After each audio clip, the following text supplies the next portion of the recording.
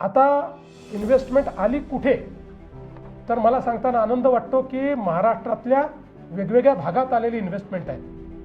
काही नवीन क्षेत्र देखील इन्व्हेस्टमेंट करता खुले झालेले आहेत. आपण जर विचार केला तर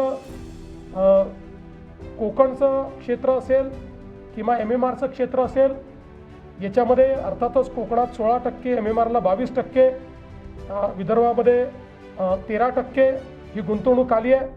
50% गुंतवणूक ही महाराष्ट्राच्या इतर भागांमध्ये देखील त्या ठिकाणी आलेली आपल्याला पाहायला मिळते.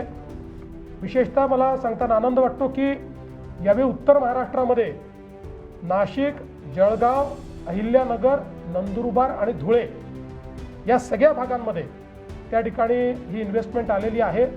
जवळपास 50,000 कोटी रुपयाची इन्व्हेस्टमेंट तिथे आली आहे.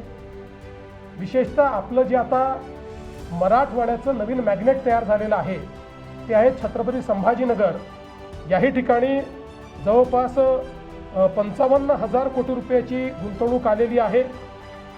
आपण जर बघितलं तर नागपूर विभाग जो आहे आणि उरलेला विदर्भ आहे त्याच्यामध्ये 2,70,000 कोटी रुपयाची इन्व्हेस्टमेंट आहे.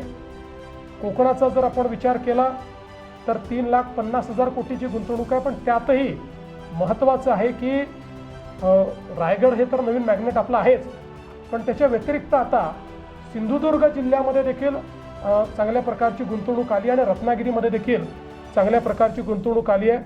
आणि अर्थातच पुणे विभाग हा तर गुंतवणुकीचं मॅग्नेटच आहे, त्यामुळे तिथेही चांगल्या पद्धतीनं ही गुंतवणूक आलेली आपल्याला पाहायला मिळते.